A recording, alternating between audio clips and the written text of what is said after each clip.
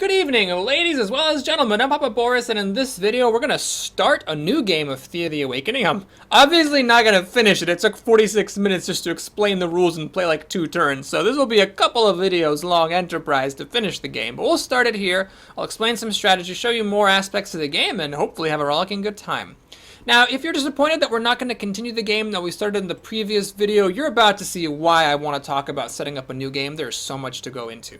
So when you start a new game, first of all, any game you have in progress, which is like the one I had in the previous video, will be canceled. So like, yes, I will in fact kill that game. And then you get a score. Basically, the more stuff that you did throughout the game, the higher your score is, and this is awarded as experience to your god. I only played for 1 turn, so we only get 1 experience point here. We're at 2 out of 50, woo! Alright, then you close this, and now you're going to pick what god you're going to play with. Now, I've got a lot of gods unlocked, so I just want to show you some of the things with the gods. Basically, every god has 5 different powers. You start with one of them, and you only see the ones you've unlocked, as well as the next one you're about to unlock. So for Veles here, I don't know what 3, 4, and 5 are, but I do know that when I get up to 50 experience, then I will get power number 2, which is Strong-Willed. During a Disease, Cure, and Intellect challenge, your villagers get a +2 bonus to armor. Now, let me show you a god I've unlocked a little more of, like Svarog here. I've unlocked the first 3 powers, and this is the 4th one that I haven't unlocked yet. If I get to level 4 with him, then I'll get an advanced watchtower starting in my village. Now, what I'm going to do here, actually, real quick, is start a new profile. We're going to go ahead and make a new one. We're going to call this YouTube. Alright, because I want to show you what it actually looks like when you first buy the game and get it fresh. When you first start the game, you're only going to have 2 gods unlocked, and they're going to be random. It's not always going to be Zoria and Marina. You're going to get 2 random ones. With a little bit of a catch, Lada and Perun are special. Lada can only be unlocked if you actually beat the game with another one of the gods, and Perun is only unlocked if you have all the other gods unlocked. These 2 are a little bit stronger than the others, so they're kind of intentionally imbalanced and a little bit harder to unlock. Now, whenever you get to level 3 with a god, you unlock another god at random. So if I were to play a Zoria and get her up to level 3, then I would unlock one of these other 4 that I haven't gotten yet. If I were to play with her and get to level 3 and win the game, then I would unlock one of these plus Lada. And of course, if I unlocked all 4 of these and I won the game, so I got Lada, then I'd also get Perun, who is just like the most overpowered. So this is how the god system works. Now, the scoring in the game, I briefly mentioned that at the beginning of this video. At the end of the game, the more stuff you did, the more points you get, and that contributes to the EXP of the god that you played with, or the XP, I should say. So if I play a game with Zoria and I get 60 points, then I will level her up from 1 to 2, and I will get this second ability for her if I play her in future games. And then, of course, extra XP will carry over as progress for her subsequent levels. So it's important to, get as many points as possible when you play, because that will let you unlock your gods faster.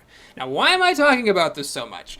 Well, at the beginning of the game, you have to choose 2 things. Number 1, your focus, warriors, gatherers, or craftsmen, and difficulty, which ranges from easy to godlike. But here's the thing. In this game, your difficulty affects your multiplier. Let me actually show you real quick what I mean by that. Normal difficulty has an 85% score multiplier, meaning that if I get 50 points in my game with Zoria, I'm actually going to get 85% of that, which I actually don't know what 85% of 50 is, but it's going to be some number less than 50, which means I won't actually level up to 1. By contrast, if I play at a higher difficulty, then if I get 50 points, I'm actually going to get 125 points towards my progress. So you want to play at higher difficulties, not just because it's harder, like in other games and you get bragging rights. In this game, difficulty actually has a substantive impact on your game experience, because the harder that you play, the faster that your gods level up and the faster you get their higher abilities, which may be enticing to some of you. Now, if you don't care about that, then by all means just play on normal difficulty or easy and just, enjoy the game. But if you're someone like me who wants to unlock things as quickly as possible, you might be asking yourself, are there some of these features, these difficulty settings that I can tweak that don't really make the game that much harder, but do give me an extra percentage multiplier? And the answer is yes. You can pretty easily get up to like 170% multiplier without making the game in any substantive way more difficult than the normal difficulty. So even though it may seem a little bit esoteric for your first time playing the game to worry about, custom difficulty levels, I would recommend doing this because it will level up your gods more quickly. Of course, you have to know what you can change and what you can't. So that is what I'm here for. Let's talk about the different settings that you can change that don't really make things much more difficult. We're going to start with group limits. This is actually like the easiest 40% of your life. I would recommend at the very least changing group limits to 12 for an extra 40% multiplier to your score. This does not put a limit to how many people you can have in a group. You can have as many people as you want in a group, no matter what the group limits are. All this affects is how many people can actually participate in a battle. At the highest level, you can only have 12 people participating in a challenge. So if you have a group of 14 people, 2 of them will be chosen at random to be discarded, and they will not participate in the fight at all. But here's the kicker. 12 people is more than enough to beat all the challenges in the game. You don't need 16 people. You don't need friggin' a bajillion people in your group. 12 is fine. The next setting I would recommend changing is saves. The game auto-saves. What the save feature does is it allows you to manually save to make it easier to do some save scumming. So if let's say you don't know if the next challenge is going to go well or not, you can save before every challenge manually. And if it doesn't go well, you can reload. But, I never want to do that. Who wants to bother with that crap? Because there is an auto-save feature. So that's like another free 15%. So now instead of 85%, which is basically a penalty, we actually have a 40% bonus. And the game hasn't really gotten any harder at all. The next is the reshuffles. You might remember in the previous video, at the beginning of combat, if you don't like the distribution between your offensive hand and your strategic hand, or your tactical hand, you can reshuffle once. But you might not even get anything good after the reshuffle, and honestly, once you have a good party, you shouldn't be relying on reshuffling to win challenges. So I recommend turning these off and just getting a free 15%.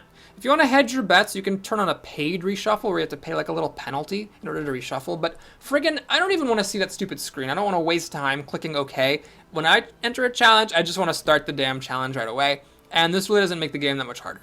So again, that's an extra 15% here that's pretty much free. The last thing I would say is a completely free percentage bonus is enemy aggressiveness. So what this does is it affects how likely enemies are to attack you when you play the game. I think you should put this up to the maximum because honestly, if there's enemies on the map that will kill you, having enemy aggressiveness be low isn't gonna save you. And it's actually a good thing when enemies attack you, because if they don't attack you, they're standing in your way and you have to spend movement points to get past them. And if they do attack you, you get experience and research points, which contribute to your villagers leveling up and to you getting your next advancement point. So it's actually good for them to attack you. You're getting a bonus to your score, and it makes the game, in my opinion, easier. So these 4 settings, the aggressiveness, the reshuffles, the saves, and the group limits, take you from 85% to 175% without any measurable increase in the game difficulty at all. Now here's what I don't recommend changing. I don't recommend changing world progression. This changes how quickly more difficult challenges show up. So obviously, you could end up in some trouble if some really difficult things come up. It also says it affects character progression speed. I believe that's in the negative, although I'm not sure. If I'm wrong and that's actually affects character progression positively, then maybe this is worth putting up to true Thea. But this is one I wouldn't recommend changing because it does make the game harder. Same with economy. This changes how quickly, or like how many crafting, gathering, and research points are needed to, get the item gathered, get the recipe built, get your next advancement point. You don't want this to be any harder, or you can put it harder and get some extra percentage points out of it, an extra 15% compared to being on, or an extra 20% compared to being on normal. But again, that actually makes the game harder. And challenges difficulty, that obviously makes it harder by having more things you have to beat in the challenges. So these are not things I would recommend changing. The worst thing to change, I think, is starting villagers. You can get an extra 30% for starting 7 villagers at the beginning instead of 10. But this is kind of weird. Group limits gives you 40%, doesn't make the game harder at all. Starting villagers, taking it down to 7 is only giving you 30%, and it makes the game so much harder. A lot of the challenges are a numbers game. You just need to have enough villagers in the fight in order to be able to win.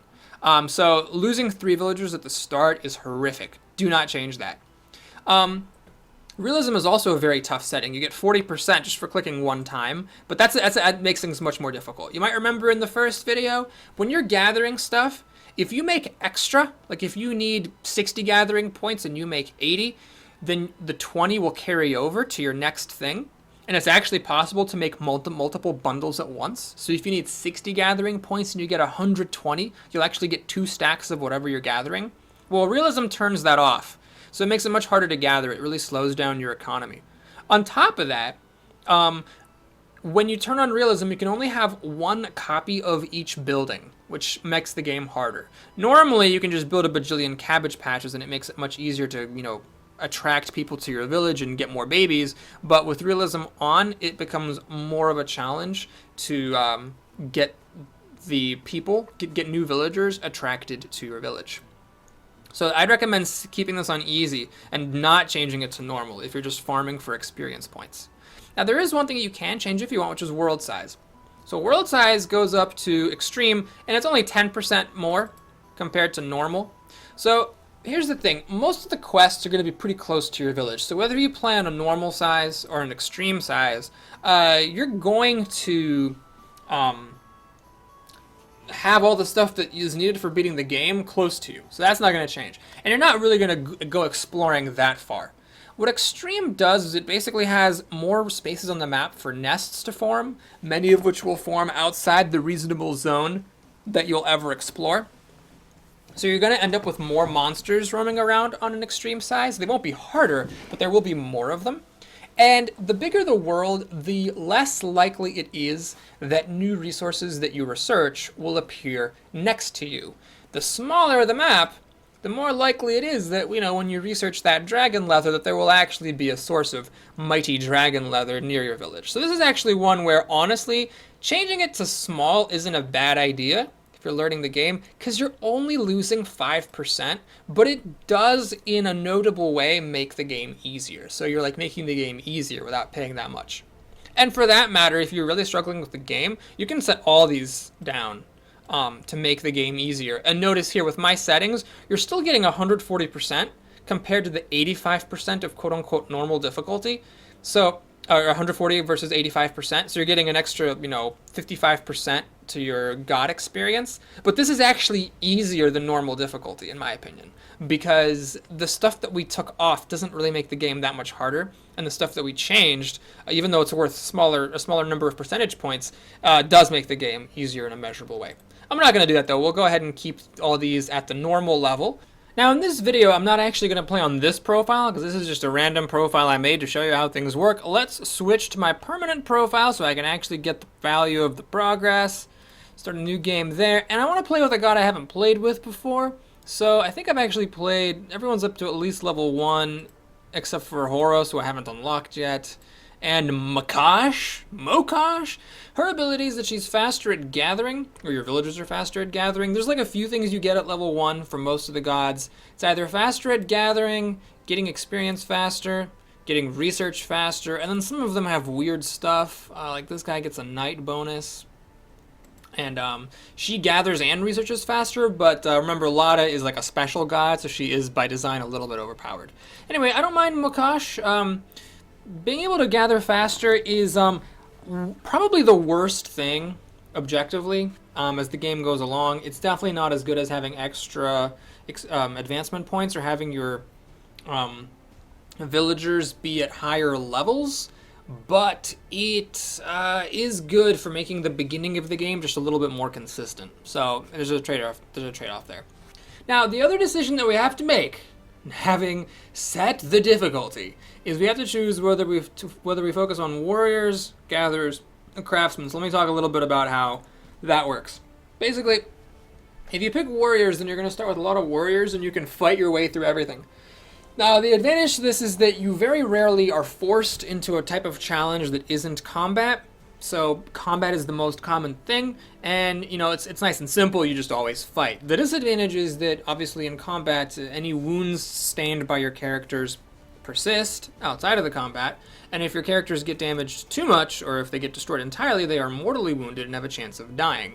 When you do other challenges, there can be penalties for failing, but in the challenge themselves, if one of your characters gets damaged or the card is completely eliminated, that character is totally fine if it was like a hunting challenge or a sneaking challenge. So there's a little bit of an inherent risk when you play with warriors. You have to be a perfectionist and try not to get damaged at all in every battle, and that's a little bit more annoying than if you focus on other types of challenges.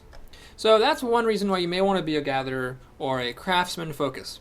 Now, if you compare these two, gatherers versus craftsmen, intuitively gatherers seem a little bit more appealing. It's obviously better to have too many resources and be crafting very slowly than it is to have too many craftsmen who can't do anything because you don't have any resources. So for that reason, the gatherers are a little bit more enticing. Having more gatherers is also nice because when your expedition goes out and about and fights stuff, you may want to park your ass somewhere and gather some of the resources that are out in the world, whether it's food or a fancy resource of some kind and so on. So those are a couple of reasons why you might prefer the gatherers. Now, craftsmen are not immediately obvious why you choose those. You cannot craft when you go out in your expedition. And like I mentioned earlier, intuitively it seems better to have too many resources and not enough crafters than it is to have the reverse. So I pick craftsmen. Well, craftsmen come with a baby. So at the beginning of the game, if you go with a non-craftsman specialty, you'll start with 2 craftsmen and thus 2 babies. If you start with the craftsman specialty, you'll start with 5 craftsmen and have 5 babies, which is really nice because that makes it much easier for you to get more villagers. Basically, every turn that goes by, each child has a small percentage chance of turning into an adult, and the more children that you have, the more likely it is that you'll get a new adult. This game is to a large degree a numbers game. One of the best ways to get better and to start to be able to take on higher challenges is simply to have more people. So craftsmen help with that. Craftsmen also have good tactics. They're pretty stealthy and they're really good at social challenges. Even in combat challenges, they have the first action tactic, which is really strong. So they're actually not bad to have in combat, and that's my favorite starting. That's why I'm going to pick it. Let me just make sure the difficulty is correct, because I made it in the other profile, but yes, this is all fine. And now we're going to click play. I'm going to go ahead and cut the video here, because there's going to be a long loading screen now. And we're back. So when you first start the game, this whack job is talking to you. I'm not going to read any of the crap in this game. We're going to skip the tutorial. He tells you to make some food, you're like, fine, got it. And I recommend, by the way, making food. I mean, it's a good thing in general to make food. But even if you weren't planning on making food, I do recommend fulfilling that quest, because he gives you some pretty sweet resources for doing the stuff he tells you. First, he tells you to make some food, and then he tells you to make a building, and he gives you some nice resources for both of those things, so it's worth doing. Okay, so we're in our game. Let's go ahead and talk about how we start things off. It's nice to take a look at the lay of the land, see what you got. We actually got wow, this is a really unusual start. Typically, you have wood and a food. It's pretty rare to have 3 things in your village. Here we've actually got 4: wood, mushrooms, and string and coal, which is actually pretty cool. Now, coal we're not going to need for a while. But if we ever have excess gathering, it's nice to know that we can just set people to gathering coal. This is actually pretty cool. Okay, so that's a nice start. The next thing I always like to do is move my expedition group into the village, because we want to just, do some basic trading here between the expedition and the village. So first things first, what I'm going to do is I'm going to just transfer all the equipment from the village to the expedition, because I want the expedition to be outfitted with the best gear. I'm also going to transfer all the special resources from the expedition into the village, so the expedition doesn't need resources. And early on, I'm not going to do any camping with the expedition. You only need fuel. That's the symbol here, the fuel. You only need fuel if you're actually camping, and the village needs more wood in the short term, so I'm just going to transfer all the wood from my expedition to the village. Now I'm going to take a look at my people. So the village always starts with 2 craftsmen and 2 gatherers. Then you got 3 craftsmen, a hunter, and 2 fighters in the expedition. That's how it always starts, but you may not necessarily want to keep things that way. Like if one of these is better at crafting than one of the craftsmen who begun in the village, while the one who begun in the village is better at fighting, like you may want to make a switch. So let's take a look. So Chesty over here, she has 6 crafting, which is actually on the high end. She has a lot of will, a decent amount of stealth, so she's actually pretty useful. This is just a good character. Damn. All right, so Branka, Reminds me of Street Fighter. She has 5 crafting, which is fine. 7 stealth could actually be a nice thing to have in the party, so let's see. So we've got 5 craft and 7 stealth. Wow, this guy's wielding some kind of crazy weapon. He's got 20 damage. All right, sweet. So this person has 4 crafting, so I definitely don't want her to be a crafter in the village. And this person has 6 crafting as well. All right, so I'm just going to go ahead and be a little short-sighted. We're going to go ahead and put Dobrova over into the village, and we're going to put Branka in the expedition, even though Branka doesn't quite have as much willpower as Dobie over there. Oh, no, she has 12. It's pretty high. She's not as good of a crafter, so I want my best crafters in here, obviously, to get the stuff crafted as quickly as possible. Now, Seamorad's here. How good is his gathering? He's a really good gatherer. He's got 5 gathering. Now, if my gatherers suck, and I've definitely had games where these guys both suck, I will actually put the hunter into the village. It's not ideal, but early on I do want that economy, so let's see how good these guys are. 2! Oh, that's crafting. That's not gathering. Okay, gathering is 3! Ah, terrible. And what's the gathering here? 3! Oh, fuck my duck. Yeah, so this is bad. I don't like this any more than you do, but I'm going to have to put the hunter in there because I just really need to get my gathering up there. And I'm going to see, do I want to put one of these guys into the expedition? 7 will. Oh, wow, this guy's got a bajillion different stats, all kind of at low levels. All right, let's go for a Scarborough Fair and put him in the group. I want to get this hunter back into the party ASAP, but at this point, I just, I need to get my economy going. Okay, so there's that. Now let's actually equip the expedition. So what I like to do, may seem a little bit weird, but I like to just unequip everything. Let's get Lube's sword out of his hand, and Kazakhstan here can take off all of his stuff. All right, is everybody nice and naked? Ooh, I'd like to see her naked. Oh man, this guy's such a pimp-ass dope smoking that pipe. He's got a really great name. It's Devuge. All right, so we're going to have to equip things. This is actually really bad. So in every game, you're going to get lucky in some ways and unlucky in others. I don't think it's programmed in or anything. That's just how it goes. We got no piercing weapons, which is sad. We got a lot of swords. Better to have a lot of swords than a lot of axes. I think axes are the worst early on, but yeah, it's a pretty shitty situation. One thing to look at when you're deciding how to equip people is to look at the equipment weight. The weaker people should, get the lighter stuff, and the stronger people should get the heavier stuff. So Scarborough over here is a weak-ass pussy. Can he hold like a single sword? Yeah, if he can just like put his entire weight into holding that one sword. So we'll just do that and forget about him. I don't have any armor either. This is just pathetic. I mean, I have like this leather stuff, but there have been times where I would actually start with like real armor. Didn't happen here. So we're gonna go ahead and give this guy a warhammer. I like to use the warhammer for the blunt damage. Remember that tramples through up to one enemy. And we'll give this guy a smith's apron, even though he's definitely not a smith. What is this? +1 will, sturdiness and armor. Okay, so warriors can't actually wear jewelry, but they can use artifacts. Sure, we'll give him +1 will. Why not? And then here's Lube. So he's going to wear my quilted cloth. What's he going to wield?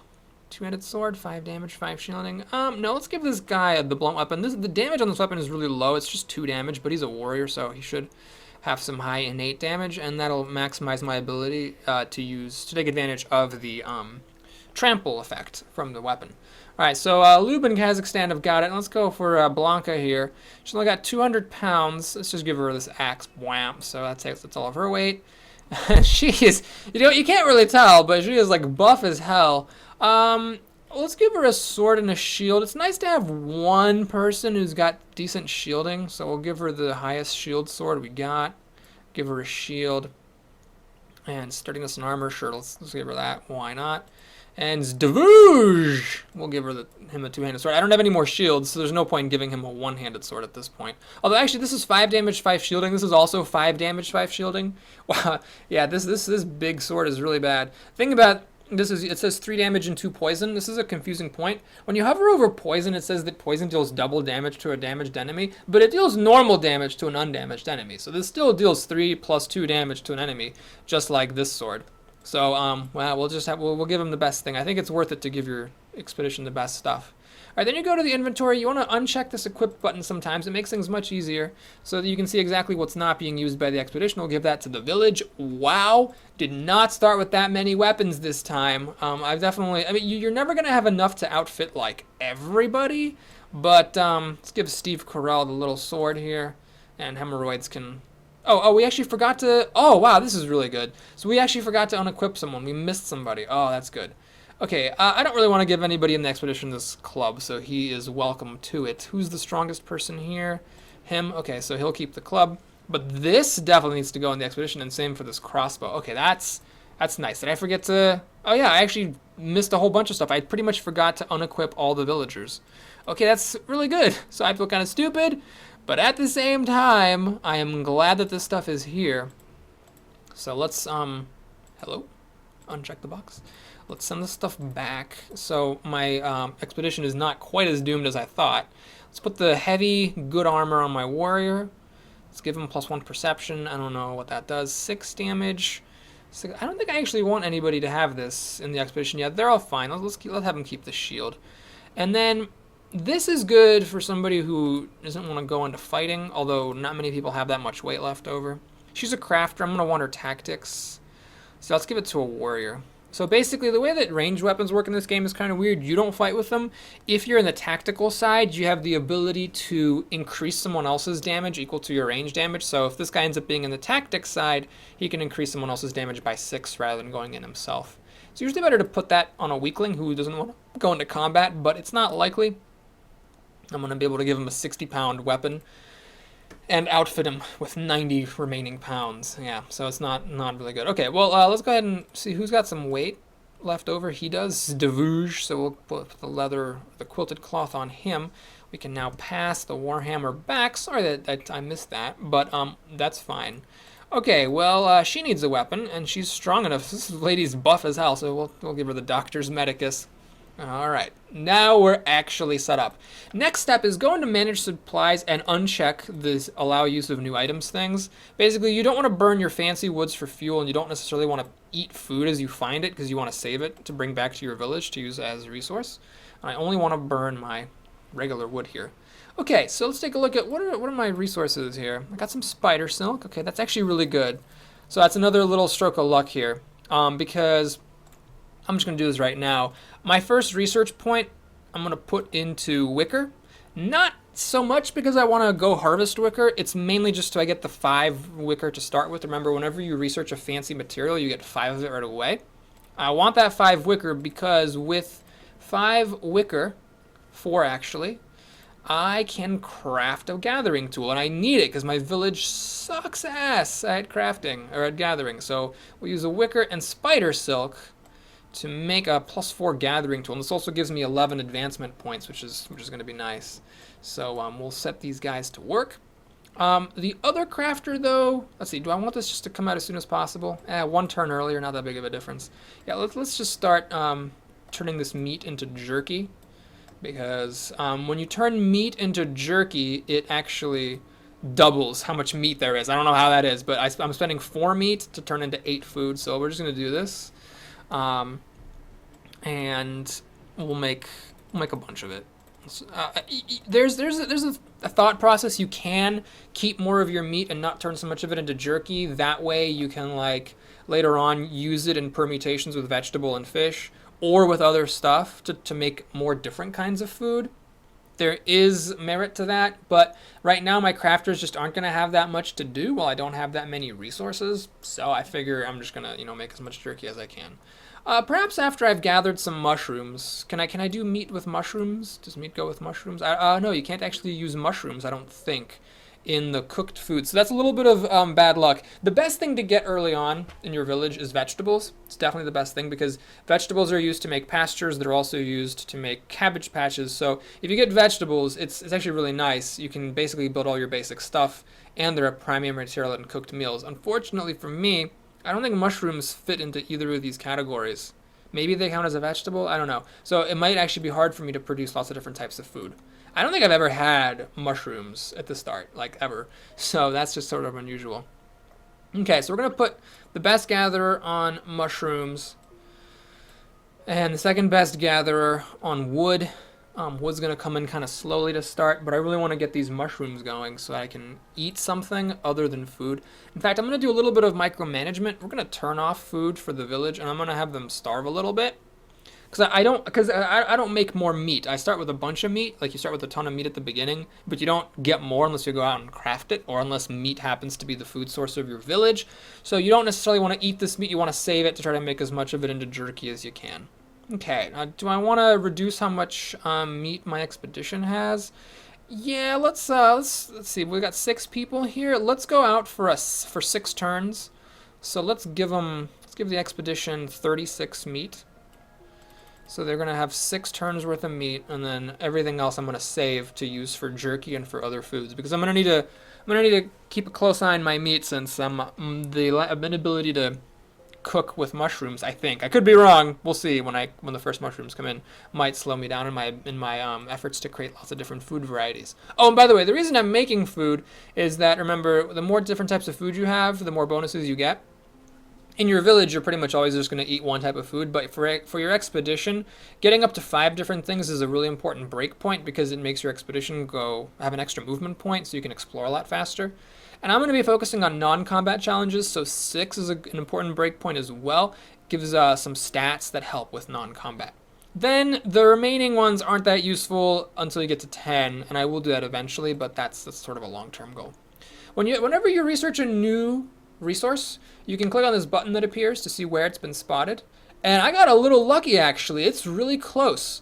So I could go harvest the wicker to make more gathering tools with. I'm not going to do this right away, because I only had like 5 spider silk to start. But once I find some spiders and get more spider silk, I will send an expedition party out here. Okay, well, I think we're ready to go. So let's go over here to where there's treasure. That's typically the place where you want to go to get the best rewards. There's also a wolf lair here, so we'll find some wolves. It's important to kill these nests so that, fewer animals spawn. And when you're trying to decide where to go, you look in the fog of war. Typically where you see pointy stuff, that's where there's like stuff to explore. So there's actually quite a bit of pointy stuff over here.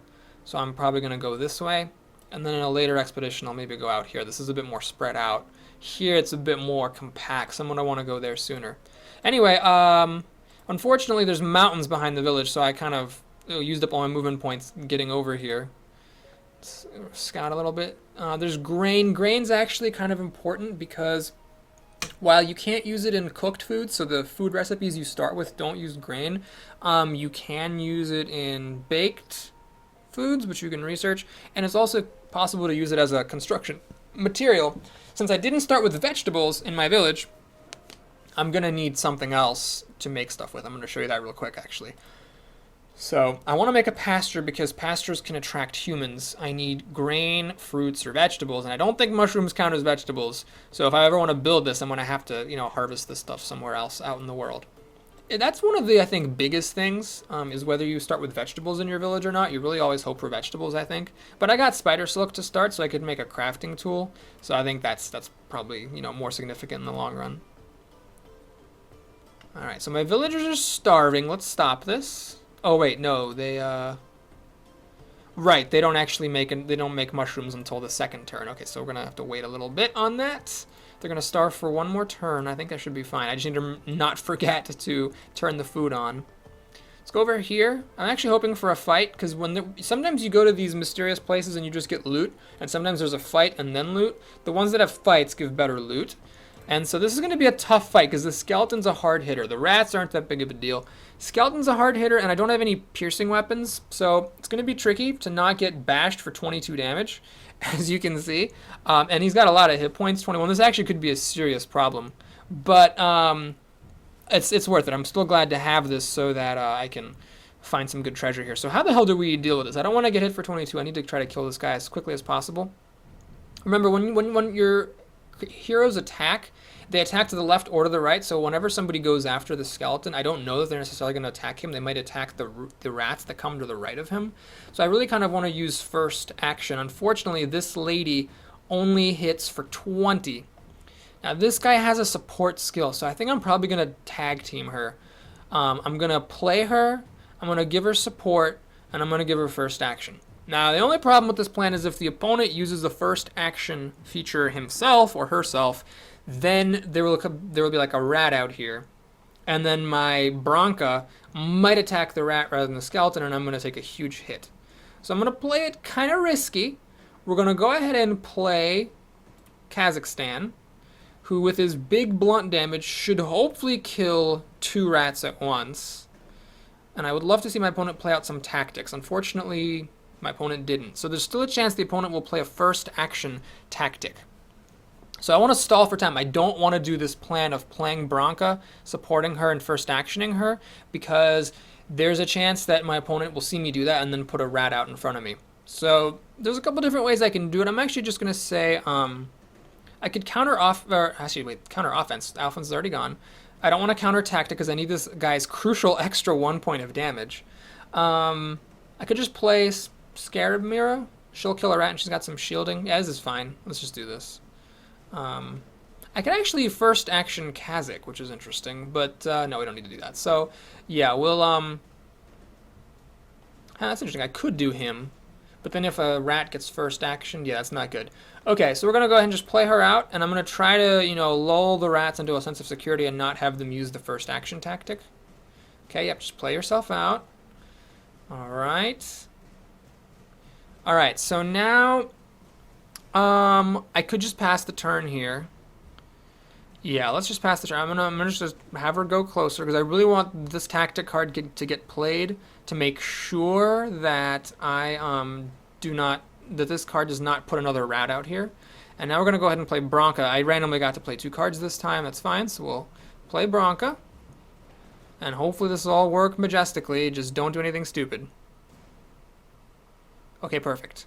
So now we're going to support Bronca. Remember, these support skills, they target the first person they can hit. So you don't get to choose who they hit. It has to be the first person counting from the right. So we're going to support her to make her deal 21 damage and give her first action. Now, a quick note. This is Leech. Leeching is kind of interesting. It doesn't just heal you for 1 when you hit the enemy. It also deals an extra damage. So this is 20 damage plus the 1 damage. Leech will kill the skeleton.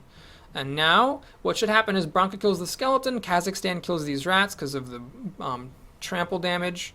Scarab Mira kills this rat. These are both summoning 6, so they do nothing, and then we go back to the top and I finish off the last rat.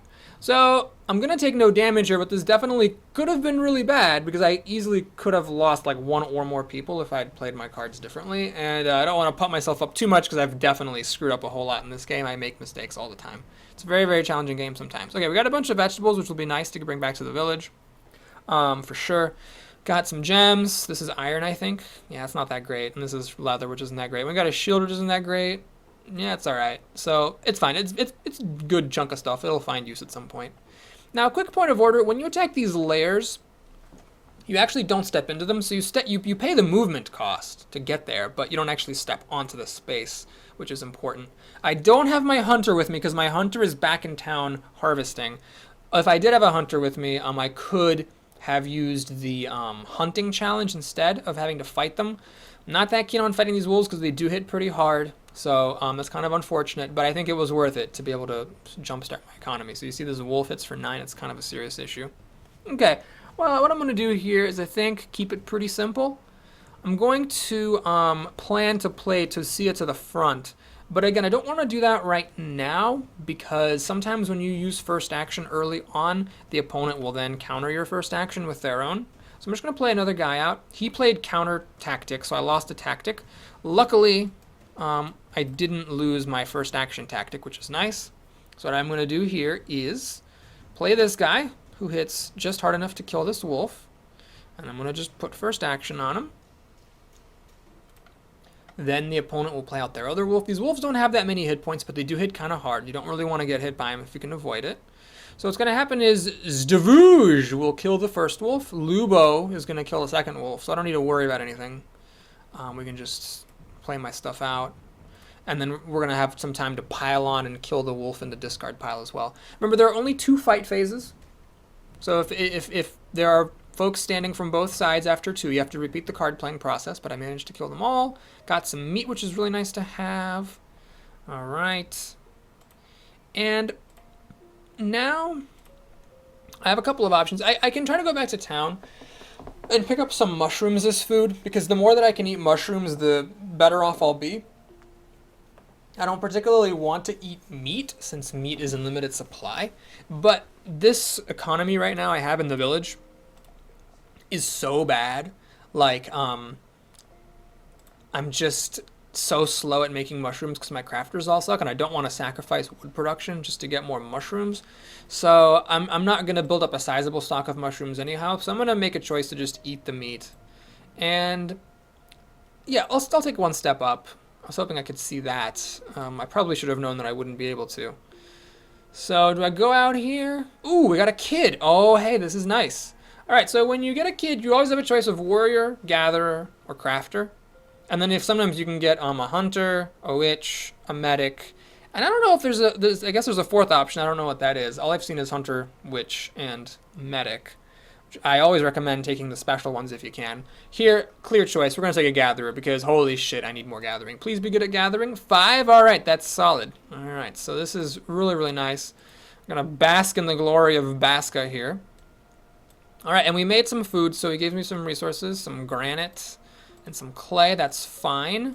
And now he tells us to build a building, which I will do at my earliest convenience, but that might not be that soon because I kind of... I don't have vegetables in my village, so it's going to be difficult to work up to the needed amounts. Alright, so we got mushrooms. Let's just confirm, because I'm not 100% sure. Do mushrooms... mushrooms do count as vegetables. Oh, well, thank God. Okay, that's a relief. So I'm sorry. If anyone was watching this video and then stopped, you got some misinformation saying mushrooms couldn't be used in cooked meals. They totally can. Apparently, mushrooms are a vegetable. Who the fuck knew? So let's start turning my mushrooms into processed foods. We'll make some bigos out of mushrooms and meat. And let's see. Do I really want this much jerky? Yeah, I do. That's fine. So let's just max it out here. Gathering tools almost done. We'll get started on this stuff later. You know what? Let's just make a little bit less jerky. I'd like to have some more meat to use in other recipes. We'll make 40 strips of jerky, and that should be enough. And it's good to know then. So I will actually be able to make a pasture eventually using mushrooms here in the vegetable slot. Alongside wood once I save up enough of it, and mushrooms once I get enough of those. That's definitely a top priority. But for now, let's see. Who's starving? Yes. Let's let the villagers start eating mushrooms. You want them to eat basically whatever is produced in the village. You don't want them to eat this stuff because that's better to be given to the expedition or cooked into other foods. Okay, we got to level up. Did anybody get better at gathering? Nope. Did anyone here get better at anything? Oh, wow. Scarab Mira got +2 gathering. She might actually, or he might actually want to go back to the village when I come back. Okay. So, let's see. Do I keep exploring out here? I might as well keep exploring out this way. So, let's see what this is. It's another hive. I was hoping for, an adventure. That's fine. We can actually get there now. And we have to fight them. A blood bee, if this were all crazed bees, I might actually have automated it, but because it's blood bees, this is kind of tricky. So bees have piercing damage. They don't deal very much damage, but they do deal a little bit. So they typically end up going in front of your people. So you have to be very careful about this. I'm actually going to counter offense here and hope at least one of the bees is level 1. Because I just don't want the bees coming into the board. I really would rather the bees come out first and then I come in, because obviously I'm just going to be taking damage all the time. Okay, so sets for 14. Luckily I do have some first action stuff available. I don't particularly want the enemy to, counter my first action with one of theirs. So what I'm going to do is I'm going to put my shielded person out here and just, have her take a hit from the bees, basically, as they step in. I mean, their piercing damage is pretty small. Actually, that was rounded down to 0, so that wasn't even a big deal. But the bees, because they go in front, are going to end up hitting the person. So I could shield ally just to have her take up more bee hits. Do I want to do that? I think I don't want to, because I would really rather just have an extra first action on hand. I'm going to do this. I'm going to take this guy. I'm going to play my first action on him. So now he's ready to kill the blood bee. And then I'm going to see if one of the bees has a first action to counter that or not. Okay. Maybe they do, maybe they don't. I don't want to put first action on him because he doesn't even kill the blood bee, so that'd be kind of a waste. Yeah, let's just play him then. And actually, I don't have to decide now because I'm out of place. Let's see what this other bee ends up doing. Alright, so... Oh my god, I screwed up! Oh my god, No, I didn't screw up. I thought like I needed to first action, but I didn't, because actually Kazakhstan is already up here. Okay, wow. Yeah, I think this is all fine. We'll just... I don't think it matters what I do at this point. Let's just get closer. So, that's it. So, Kazakhstan will kill this 12 damage hitting Blood Bee. And finish off another bee with Trample. He'll actually take a hit. Unfortunately, the bee attacked to the left, so he took a hit, but that's not a mortal wound. So he'll heal over time. It should be fine. And we got some amber, some flask points. That's fine, I guess. All right, we got 4 turns left with the expedition before they run out of food. I guess it's only 3 turns now. But yeah, let's clear some of these nests out just to stop how much crap is out here. Another small hive. All right, another blood bee. So this is again, if this was just crazed bees, I would totally just do it automatically to save time. But because there's a blood bee in here, I need to do it manually to make sure I don't take that huge hit. Now I'm going to put my most shielded person out first to take the piercing damage from the blood bee. And I'm going to take Bronca to the front eventually to kill the blood bee off. Notice, by the way, first action, these are the Craftsmen who are giving me the good first action abilities. So that's another reason why it's nice to have Craftsmen. The first action thing is actually pretty cool. Okay, this guy's fine, so I'm just going to put Bronca out, and then I'll use first action on her on my next play. This was stupid! I'm stupid. She's going to take piercing damage. Okay, she didn't take much, thankfully, just 1. But yeah, that could have been really bad. All right, let's send her to the front where she'll kill the blood bee. And okay, so she'll kill the blood bee. Tosia will kill the crazed bee. Lubo is going to kill this bee and with his trample damage, another bee behind it. So I actually feel pretty confident just dropping. Yeah, I'm just going to drop this guy in. Okay, the game kind of lagged here. Yeah, why can't I press get closer? Oh, because I don't have any card plays. Righty-ho. Okay, so maybe I won't do that. Ah, first action. Okay. This is bad, actually, because now Bronca might attack to the left instead of to the right. I didn't know bees had first action. Shit. Well, this blood bee, there's a 50-50 chance this blood bee is going to get to hit for 14 damage, and if the blood bee attacks to the right, things are going to get bad. Shit. On a stick. Well, can I confuse it? No, because this crazed bee is stopping the confusion from affecting the blood bee, and this person doesn't have confuse. Damn it! Oh my god, that's so bad. Alright, yikes. I'm gonna support this guy, because I might need the damage on him in order to kill off this blood bee. Well, let's just hope for the best. I hope Bronca goes right. Alright, so they come in, deal some piercing damage. Yeah. Alright, Bronca, do me proud. Fuck. Oh god, that's bad. At least this blood bee attacked in the correct direction. Please finish off with trample damage. Nope. Okay. Okay, so now Bronca will kill off the blood bee. I think that might be a mortal... Oh, she leeched. That's actually kind of nice. I'm hoping none of these are mortal wounds. They did take some significant hits, but maybe that's not mortal. Yeah, there's no blood icon, so it's not a mortal wound, so it's just a bit of damage. No problem. Alright, this is actually a pretty nice gathering spot. There's 2 different types of food here. Nuts and grains. And there's some fruit up there if I ever want that. Okay, let's end the turn. Alright, we finished the gathering tool. So I'm going to go here and equip that. Steve Carell. You typically want to put it on your best gatherer. This person has 5 gathering. And Baska also has 5. Oh yeah, so this person went up from 5 to 3. Right. Alright, so we're going to go ahead and put that there, right? So now let's see how our gathering's doing. Okay, so now mushrooms, I'm getting a stack of mushrooms every turn. Did I just not assign Baska to anything? And I'm getting a stack of wood every turn. Okay, perfect. So that's nice. So my economy is kind of taken care of here. How's the production going? Still working on this jerky. Oh, they're both working on the jerky. No, I want to start on the Bigos, actually, instead. And I have a research point. So there's a couple things I could do with the research point. I think I'm good on materials for now. I could work my way over to pikes, so I can start to make pikes. I could get foods. So here I could use meat and fish plus vegetables to make some roasted meals. But I don't have any huge amounts of meat or fish right now, so I don't really want to do this. Same here, I don't have much seaweed or grains, so I don't really want to do that.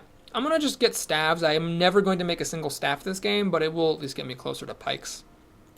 I think the logical thing to do here is I'm going to just take a peek at what that pointy thing is with my expedition, and then we're going to head back to town. It's another small hive. Okay, so let's fight. Another blood bee. Christ. This is actually really unlucky. It's not always that they have blood bees. It's quite irritating. Okay, so now I know the bees do use first action, so I'm going to have to delay when I send somebody over here. Of my fighters, the only one who deals enough damage to kill this is Kha'Zix, so that's the last thing I'm going to do. Play him and first action him up to the front. I'm going to play Thea because she has the biggest shield. And in fact, I'll just give her... I can actually counter offense. I think this is the best thing to do. I'm going to get rid of one of these bees, just so that there's less of my opponent's crap on the floor. Alright, so there's a bee dealing some piercing damage. Let's put Lube Job over here. And Kazakhstan, but my plan is for Kazakhstan to go to the front. Alright, okay, so what happened there was the opponent played counter tactic of level 2, but because my guys are levels 5 and 6, the card actually got wasted, which is on the one hand kind of stupid that the opponent would do that, but on the other hand, it's kind of cool that the opponent, you know, the AI is like realistic and makes mistakes sometimes. Please note, by the way, Kha'Zix has this 2 poison damage, so 15 plus 2 is 17, so it will kill the blood bee. Now let's see if one of the bees gives a first action bullshit. Looks like they didn't. You know what? I'm just going to send him over to the front. That's fine. Even if the bee does first action now, with these 2 guys both having blunt damage, it'll still work, and that takes them out of the way from the piercing damage. Okay, so this actually went even better than last time. Thanks to trample damage, it kills that crazed bee, then she kills this crazed bee, and then we're just going to kill them all. And if I actually could hunt, if I had my hunter with me, these would all be hunting challenges, and I'd be doing way better. You know, I'd be much more safe. Do I want to pick up that small hive before I go back to Astoya? I'm going to have to starve for a turn or 2 if I do this. But yeah, let's get rid of it. Let's just go full hog here. Whole hog? Full hog, whatever. So, okay. There's that. Now it turns night, so my visibility decreases. I leveled up. No more gathering, unfortunately. Anybody get better at gathering here? Nope. Got some decent stuff, though.